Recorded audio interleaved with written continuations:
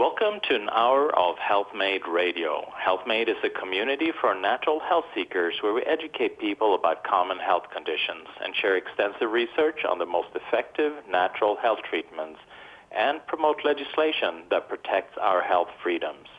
A core concept belief is in the innate intelligence and healing power of the body, and if properly supported spiritually, emotionally, and nutritionally, it can find its way back to health. Healthmade Radio will bring information from integrative health experts throughout the world. Check us out at healthmade.co. Health is what you make it. I'm Dr. Michael Karlfeldt, and I will be your host. Today's guest is Professor Bonnie Kaplan. Bonnie Kaplan is a professor emerita in the Cumming School of Medicine at the University of Calgary.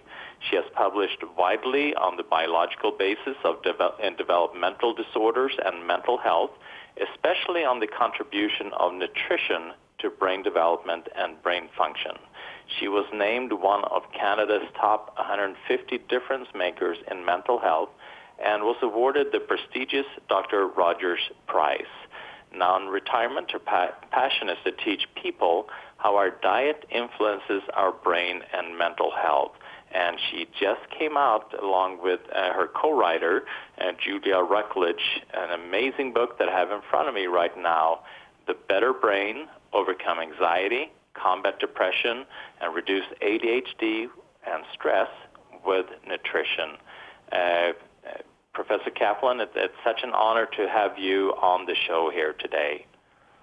Oh, it's my pleasure, Dr. Karlfeldt. I've looked into your background and something about this program. I love your message. Oh, well, thank you so much. Thank you. And mental health is something, it almost like it's becoming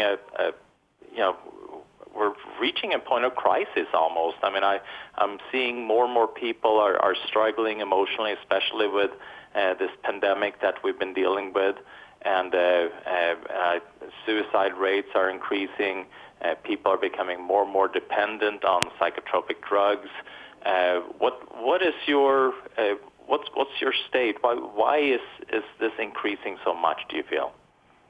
Well, obviously, I think nutrition plays a big role, but I'd like to throw a few numbers out to put this in context. I find it truly shocking that when I was a child, the rate of mental disorders was down around 3% in North America, or the world really, and now it's at 20%. And for a while, as it was zooming up, and remember, it's been zooming up during the psychopharmacology revolution, as more and more people are being diagnosed and treated with medication. But as that was happening, there were tons and tons of psychiatry papers that were being published saying, well, the increase is just because we're more sensitive to it, we're diagnosing it more often, people are coming forward. So it sounded almost like a good thing because you want people to be open about their problems. You want people to come for help. But you know what, Dr. Karlfeldt, it's very interesting to me. I haven't seen an article like that in at least 5 years. I think we all know that this increase is real.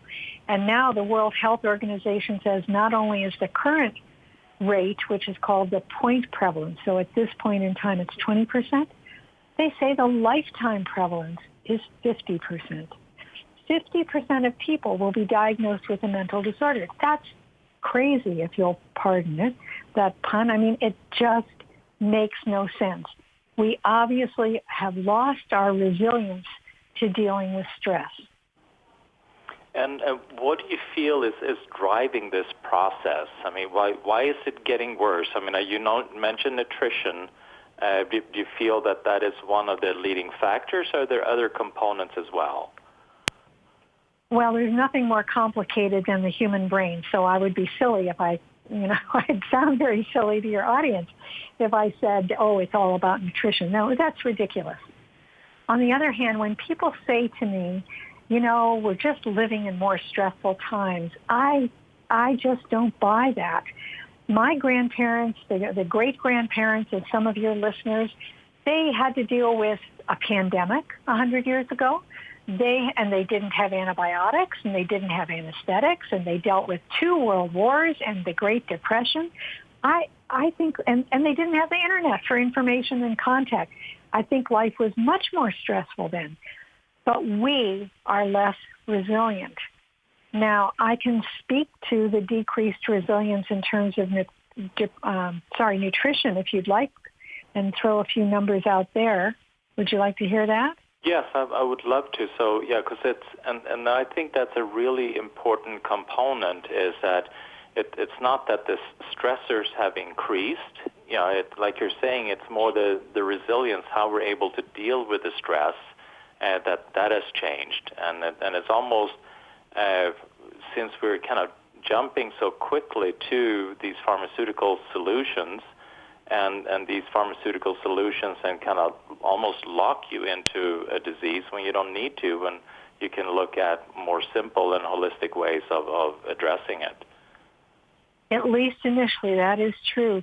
Yes. So I would like to point out, and this is probably one of the few things I'm going to say that most of your audience won't know about, but we are living in a time when our societies, our peoples, are choosing to cut their micronutrient intake by 50%. Micronutrient, by that I mean minerals and vitamins. Macronutrient is, you can get a lot of macronutrients in junk food even. I mean, macronutrients are fats and carbohydrates, sugars, etc.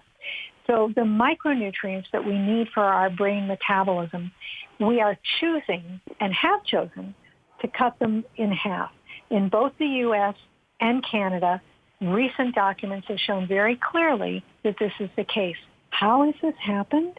Well, it's because people are eating ultra-processed packaged stuff, which has the macronutrients, the fats, the sugars, and all, but does not have minerals and vitamins.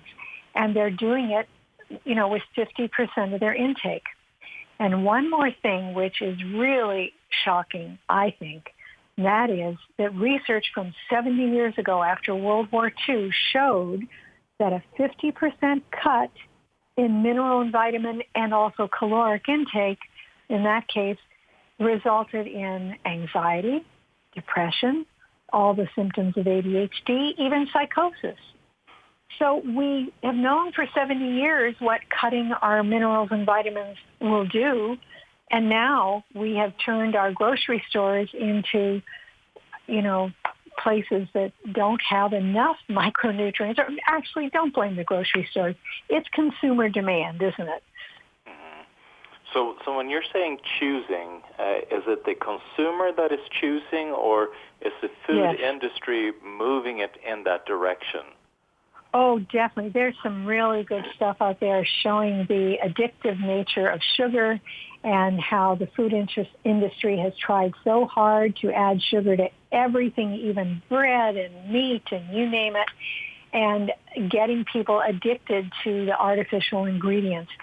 And all you need to do is go into a grocery store and pick up some packages and read the ingredient label, and you'll see there might be a mention of a little bit of a B vitamin or vitamin C. There might be a little bit of one mineral, but the roughly 30 minerals and vitamins that you need, you don't get them. You're better off eating the cardboard box than what's inside. At least then you get some fiber.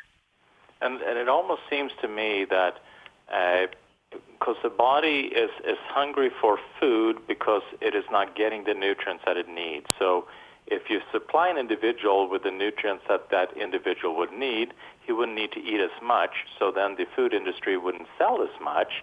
So it almost seems like there's a strategy to kind of withhold nutrients to make sure that you sell more of your food. I hadn't thought of it exactly that way, but I think I just heard a webinar by Michael Moss, and I'm just going to look up the reference to he has a recent book out, and he has really looked at how the food industry has defined bliss points and tried to create the most addictive food possible. And I think that he discusses that too. Yeah, no, it's fascinating because obviously they are an industry and they want to make money, so they will do whatever they can to sell more of their product. And so the consumer, like you're saying, it's consumer demand, but then at the same time, by making individuals addicted, so to say, to to foods in how you're manufacturing it, then you're driving that demand at the same time. Right. His first book, you're familiar with, Salt, Sugar, Fat, but he's just published a book called Hooked, Hooked. Yes. And I haven't read it yet myself, but just listening to him speak made me realize that there are aspects of what motivates the food industry that I hadn't fully appreciated yet. But it's a real problem. Yeah. And so with this, going then, we know that there's a crisis. Like you're saying, now we're looking at 50% of all individuals at some point in their lifetime will be diagnosed with a mental health disorder. That is according huge. to the World Health Organization. Yes, go ahead. Yeah, that is huge. So it's huge. Yeah. So how are we dealing with that now, and how do you propose that we should deal with it? Well, I don't think we're dealing with it well at all. Right now we live in a culture that looks for magic pills, and they're always drugs, and so the drug industry is happy to put the whole world on pills. And I'm sure many of your listeners are taking psychiatric meds. I'm not anti-medication because I think sometimes they're needed, but I don't think that a medication first approach makes sense. Medication should be the supplement further down the line if natural approaches are not sufficiently helpful. And those natural approaches, of course, include improving diet and also evidence-based supplementation if necessary, but also everything else that I'm sure you talk about on this program, from meditation and mindfulness to exercise and social support and family networking, etc. All these things are important. But the foundation of our resilience, the foundation of optimal brain function is getting the nutrients in so that our cells can communicate with each other. Yeah, I couldn't agree more. We're going to take a quick break. You're listening to Healthmade Radio. I'm Dr. Michael Karlfeldt. I'm here with Professor Bonnie Kaplan. She is a co-author of an amazing book, a groundbreaking book, The Better Brain. We'll be right back. Welcome back to Healthmade Radio. I'm Dr. Michael Karlfeldt. I'm here with Professor Kaplan, and we are discussing what you need to do to feed your brain. We're dealing with a mental health crisis and what we can do to turn that around. I'm curious because, one of the things that I've seen this last year with the pandemic, and this suicide rate is just, it has just skyrocketed. I interviewed a gentleman that does a lot of outreach to the veterans, and he was saying that there's like a 300% increase in suicides among the veterans. That's just crazy to me. It's horrible, and I wish that I had some way of influencing veterans groups because of our work on stress and resilience. But I'd like to say something about suicide. I have not studied it myself, but I recently had to do a bit of a literature review on the topic, and I came across a series of studies from Japan that I found so powerful. One of the reasons it was powerful is that it was it all came out of a longitudinal study. You see, if you just ask a group of people how they're feeling and you look at what they're eating, you don't really know what is causing what. Is poor eating causing them to be depressed, or is depression causing them to eat comfort foods, which generally are kind of low in micronutrients? Or is it something else altogether? But with longitudinal research, and by the way, there's one in children that was done here in Canada, but not with suicide, just overall mental health. But this one in Japan really focused on suicide. So what did they find? They had a group of several thousand people who were monitored, evaluated for their mental health, evaluated for their typical diet, and they divided the people into 3 dietary patterns.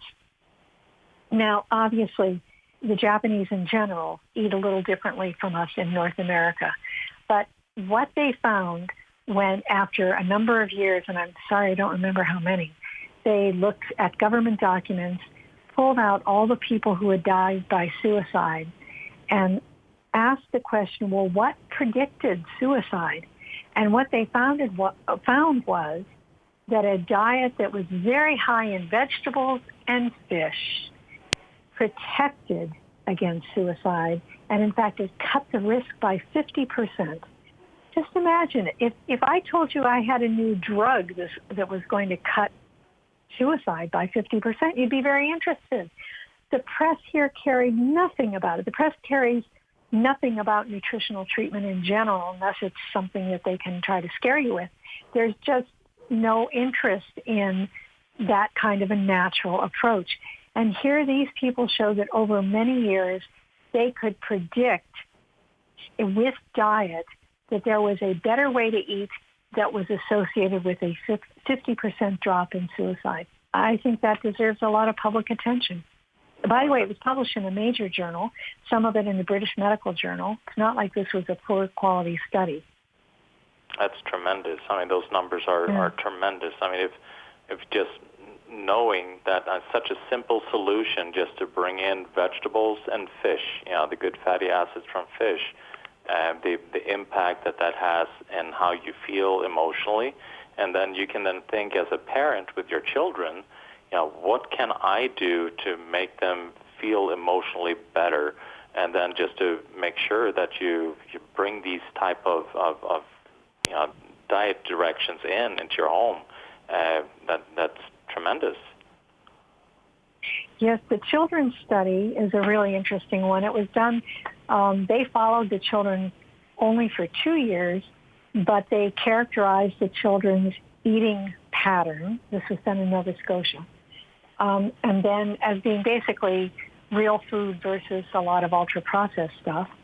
And then they came back in 2 years and asked, can we predict who was referred to a physician for treatment of mental health problems 2 years later? And you can guess what they found. But then they did an additional step. And they asked the question, well, how, they were looking at health behaviors in general. And they found that for every additional health behavior that was followed, there was a 15% drop in referrals to physicians for mental health problems. And there were 9 health behaviors. 6 of them were related to diet. The others were screen time and exercise. But for every additional one that a child followed, there was a 15% drop in referral, and therefore a 15% drop in family suffering, and therefore a 15% drop in the healthcare budget. Why are our policymakers not paying attention to that? And that's an extremely important question, and I'm actually curious to hear, because you deal with your peers in this field. So why is nutrition not? I mean, with these kind of statistics, why is nutrition not utilized more for mental health? It all comes down to education, Dr. Karlfeldt. I mean, it like so many things, it all comes down to education. Physicians, now I'm going to give generalities here. Obviously, in integrative health, we have physicians who are very well educated about nutrition, but in general, physicians are not taught about nutrition. And so they are very inclined to say to their patients, don't take any nutrients. They're not going to help you. Within the public in general, they don't know that when we eat, we are mostly feeding our brain. That's one of the reasons that we wrote this book, was to educate the general public about that. Every minute that your heart is beating, an entire quart of blood is suffusing or perfusing your whole brain, bringing oxygen and nutrients, and a few other things too. But that's the main goal, a goal of that kind of circulation to your brain. Is that a lot? Well, yeah, that's 1/6 of an adult's blood volume, and the brain is only like 3 pounds. Any other organ that weighs 3 pounds that took that much blood, there wouldn't be enough to go to the rest of the body. So our brains are preferentially pulling the nutrients that we have consumed, assuming that our gut is working well and we're absorbing those nutrients, preferentially pulling the nutrients so when we're eating, we really are mostly feeding our brain. It's the most metabolically active organ.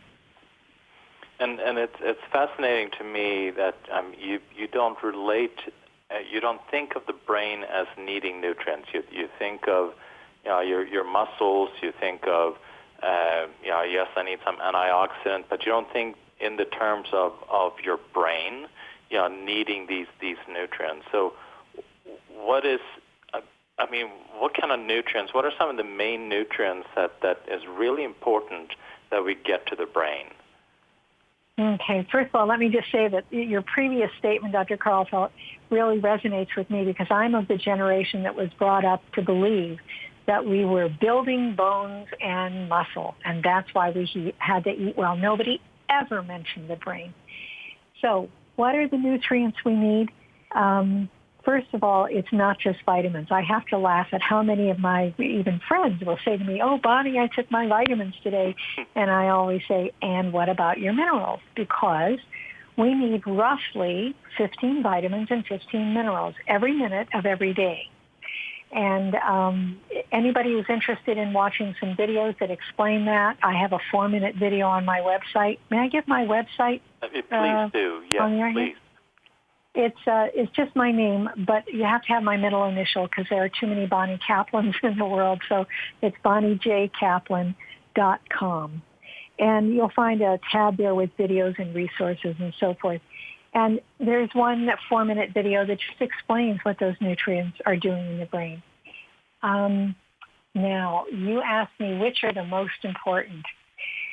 When you watch that video, I think you will come away understanding that that question, as well-meaning as it is phrased wrong.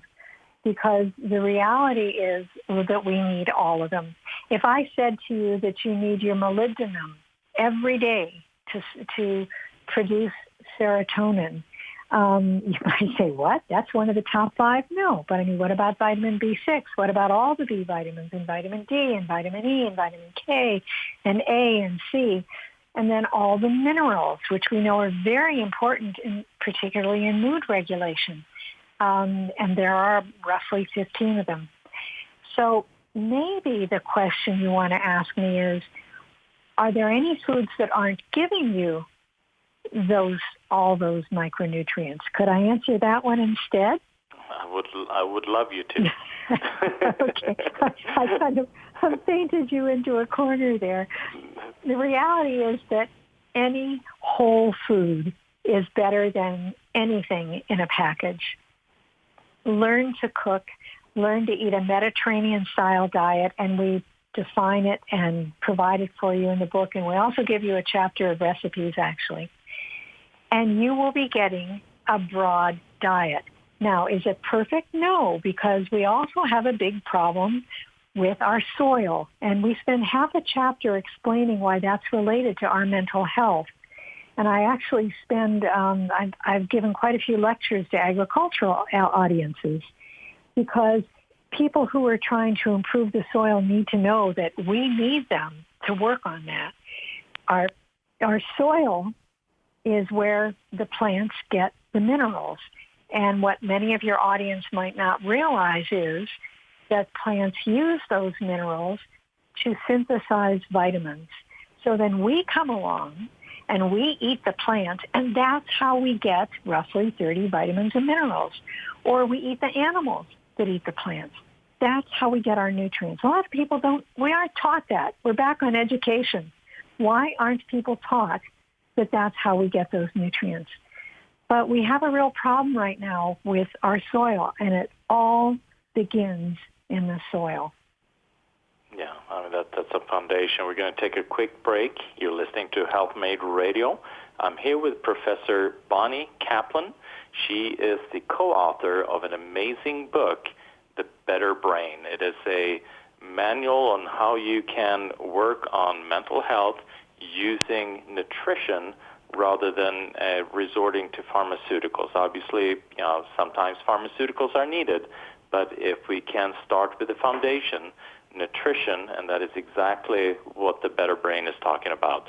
We'll be right back. Welcome back to Healthmade Radio. I'm Dr. Michael Karlfeldt. I'm here with Professor Bonnie Kaplan. Professor Kaplan, so you're talking about that we were needing whole food. Why do we need whole food? Why can't we just get them, all these nutrients, separate, and get them all in a pill? I mean, obviously we still need nutritional supplements, like you're saying, because our soil is depleted. It looks, what's in a tomato now versus what it was 50 years ago is completely different. But what is so important with whole food versus the other kind of foods? That's an interesting question. There are lots of different ways of answering it, but I'm going to mention something that we didn't have time to write about in our book, actually, but that is that plants are a lot more than minerals and vitamins. There are probably several thousand what are called phytonutrients, phyto meaning plant. Only a few of them have been really studied. I don't think all of them even have names that we could pronounce, but your audience might have heard of lycopene, for example. That's a phytonutrient.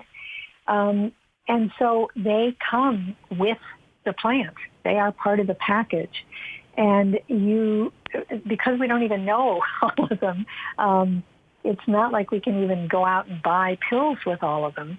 You're much better off eating them. I mean, Mother Nature is brilliant. Our plants, if they're fed properly, if they're grown properly, they have a balance of minerals and vitamins and phytonutrients in a way that we have evolved to need and be able to consume and absorb.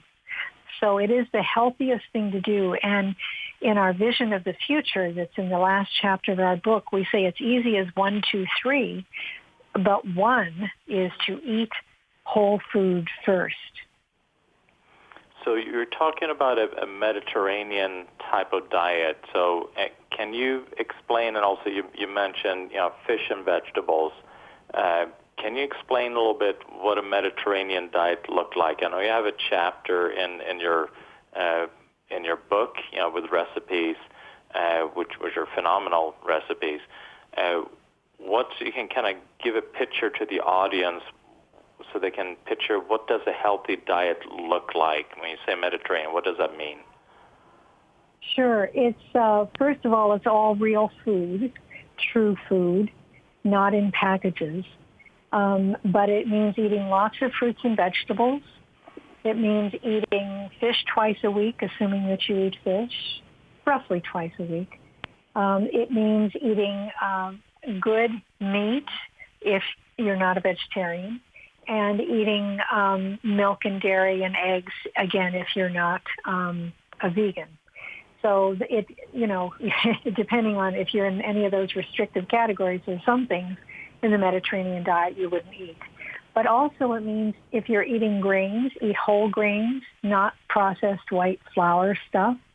Although an occasional chocolate chip cookie is what makes life worth living, in my opinion. But most of the time, you don't live that way. For your oils, try to eat olive oil. Use olive oil in cooking and certainly in salads. And finally, and here's the secret. This is how to keep the cost down. People are I've had clinicians raising their hands in meetings saying, my patients can't afford the Mediterranean diet, because they're thinking Mediterranean diet, lobster, steak, blah, blah, blah. But that's not the Mediterranean diet. And right in the core of the Mediterranean diet, if you will, is eating beans and legumes and lentils that you can buy for about $10 a week if you buy them in their dried form. You can go online. If you put in, I just did this the other day, Dr. Karlfeldt, I put in recipe dried red beans, I think, or dried kidney beans, and I had about 3 million recipes in less than 1 second. Then I did it with black beans, recipe black beans, and I had over, I think it was 8 million recipes. More than I can. I just want 1 or 2, Your audience doesn't need 8 million in less than 1 second. So there's an infinite way to cook these. You just need to learn how to cook with them, and we teach about that. And if you do that, even, I'm not saying you should eat every meal like that because it might get a little boring. So, but if you even did that twice a week, you'd be doing wonderful things for your fiber intake, which is good for your gut, and you'd be raising your nutrient intake, and you would be saving money. I just want to say, I'm not just saying that as an assertion. That's been proven in research to be less expensive than eating a diet full of restaurant food and ultra-processed food. Yeah. You know, it costs a lot to eat chips and Coke and stuff. I shouldn't say Coke, soda. Yeah, and that's what I tell, when patients buy supplements, and I tell them that the most expensive supplement is the one that doesn't work. And it's the same with food. The most expensive food is the one that doesn't give you the nutrients you need to feed your body. I'm not sure I can consistently go along with your correlational hypothesis, but okay. Please tell me why not. I would love that. Well, because you said, like, in terms of the Mediterranean diet, the most expensive is not the best. Well, eating lobster and steak is good for you. They can be very healthy foods. It's just that you don't need to eat those to be on a healthy Mediterranean diet. Maybe I'm splitting hairs. I'm sorry. And then no worries. Yeah. So my point is that the most expensive is when you're buying something that does not give you what you need. Oh, I agree with that. So if you're buying food that does not contain the nutrients that you need, like the chips and the Coke and the poor quality ice cream or whatever it may be, that are just empty nutrients. So now you're spending money on something that is perceived as food, but it doesn't give you the nutrients you need for your brain, for your, for the body to function appropriately. Right. I agree. That's good. Well, we're going to take a quick break. You're listening to Healthmade Radio. I'm Dr. Michael Karlfeldt. I'm here with Professor Bonnie Kaplan. She is the author of the book, The Better Brain, Overcome Anxiety, Combat Depression, and Reduce ADHD with Stress with Nutrition. We'll be right back. Welcome back to Healthmade Radio. I'm Dr. Michael Karlfeldt. I'm here with Professor Bonnie Kaplan, and we are discussing what we can do to improve your brain naturally and through nutrition. So are there certain stressors that will then burn more nutrition than other times? I mean, like, people go through a lot of trauma stress. Will your level of nutrition be, do you need more nutrition during that time? And do you need to be more particular about what you're eating and also supply yourself with supplemental support during that time? Yes, that's a really good question because, it's human nature that when we're very stressed or we're in a crisis, we seek so-called comfort food. I've never heard of somebody saying, I'm so wiped out, I have to go have a bowl of broccoli. It just doesn't happen. And yet that's exactly what we should be doing. So in our book, actually, we explain the triage theory. And I think most people have just an idea, an intuitive feeling for what it is, but it explains this whole relationship between stress and nutrition. So I'll just say a sentence or two here. At any given time, there are decisions being made in our brain, our body, to send nutrients here or there. And generally speaking, as I've already explained, the brain gets really high priority. The heart probably gets second highest priority. They are the most metabolically active.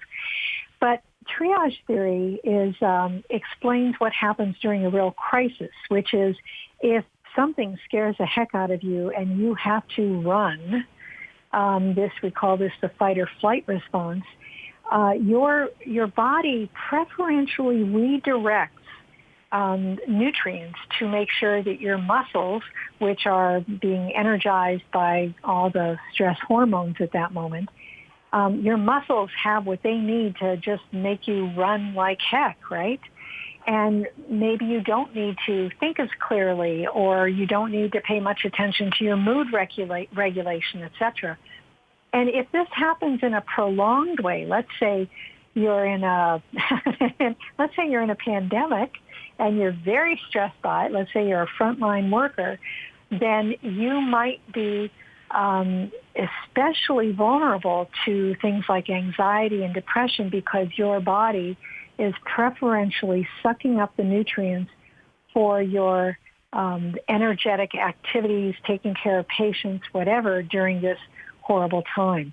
And so those are the times when we can deplete our reservoirs of nutrients, and we really need to look past comfort foods and really try to improve our nutrient intake. And so I'm curious because you have, like you're saying, you have that fight or flight mode. You have the tiger, and you need to either fight it or flee, and you will then use a lot of nutrients that go to the muscles in order to be able to accomplish that task. But now let's say we're dealing with kind of prolonged stress that doesn't have a resolution. Does that, what kind of a mental impact has that, and what do we need to do nutritionally to be able to deal with that? I think what we need to do is improve our nutrient intake overall. Really, that is the time to improve our diet and maybe take supplements. Julia, my co-author, and I, but especially Julia more than me, have shown this in a series of studies that we've just published. Most of it is in the book. The last step had not been collected yet until after the book was put together. But after earthquakes in New Zealand, where she lives, after a major flood in southern Alberta, where I live, and then after the mosque mass shootings back in Christchurch, we've done studies showing that broad-spectrum micronutrients in randomized trials resulted in people bouncing back, being more resilient in 4 to 6 weeks. But also, and this is something we haven't talked about, but I should say it for your audience, for a group of people who are not suffering from any mental problems initially, so they're not what we would call a clinical sample, but just general population, there is a body of literature, including some of what I just said, but also from other countries, showing that just taking a B complex every morning after breakfast, because they're never on an empty stomach, improves resilience and ability to cope with stress. That's been shown in university students. You know, when we had the Fort McMurray fires in northern Alberta in 2016, I went to the government and said, look at what we showed in the flood study, and look at what the rest of the world has shown. At least hand out B complex. It's so cheap. Or if you don't want to do that, at least tell people, go get some B complex. They can't cook better because we had tens of thousands of people who were displaced from their homes. So if you don't have a kitchen, you're not eating well. So anyway, the psychiatrist said, no, we can't tell people to take nutrients. So we have a long way to go. Again, we're back at education. So yeah, that's interesting because they can't say to the public to take nutrients or give the public nutrients, but we can talk about pharmaceuticals all day long as to that why people need that. Right. And as I said in our book, our vision is 3 steps, and pharmaceuticals are in step 3. Some people still benefit from small amounts of psychiatric medications. It's just that I think they should be supplements. People should be beginning with natural approaches. Yeah, I couldn't agree more. And then also we have, people are then concerned about their genetics in regards to mental health. I mean, is that an issue? Like, for instance, their parents may be dealing with either bipolar or depression or anxiety or other conditions. So are their offsprings, their children, kind of doomed to be dealing with those issues themselves, or are there certain things that they can do to address that? Absolutely. I'm so glad you brought this up. Back in the 1960s, Linus Pauling, a Nobel Prize winner, said, what's probably inherited in mental illness are genes that regulate brain metabolism of essential nutrients. And I think he was 100% right. I think that's what our data show. Because one of the things that, now I'm going to say something that I can't support scientifically. This is just an observation, and I hope we have more research on it in the future. It seems to me that some of the people who respond the best to dietary intervention and taking nutrients as a supplement in pill form, broad-spectrum micronutrients, that they are the ones who have a strong family history, just like Dr. Pauling was saying. So contrary to feeling that it's hopeless for them, I feel the most optimistic for them. I think that what we're doing is correcting an inborn error of metabolism, basically, where their metabolism requires an unusually large amount of nutrients for optimal mental health. But I stress that's still hypothesis. I can't prove that yet. Yeah, because in your book you talk about inefficient brain metabolism. So we're kind of tying that in maybe to genetically, but then also obviously there can be toxins that are involved, and there may be other factors involved as well. So, but if an individual is dealing with that inefficient brain metabolism, it's almost like, if I'm hearing you right, you need to be more vigilant in supporting the brain because it's not as efficient as it should be. That is what we think is going on, and it's not exactly an obscure idea. There are about 50 such mutations known in humans in physical health. It's just that we don't have the evidence yet in mental health. And I know we talk a lot about these genetic mutations like MTHFR and so forth.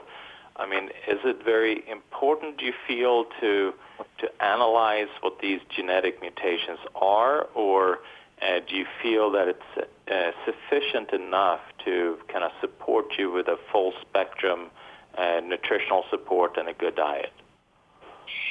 So now I can go back to the science instead of talking about subjective things. And Julia Ruckledge in New Zealand, and now more recently there's an American team that has some data that will be coming out in the next year or so, have just rigorously looked at predictors of response to nutrition. So the question is, for example, did the children who got better in our randomized placebo-controlled trial in kids with ADHD and mood problems, did the kids who get better, were they ones who had a certain variant of MTHFR?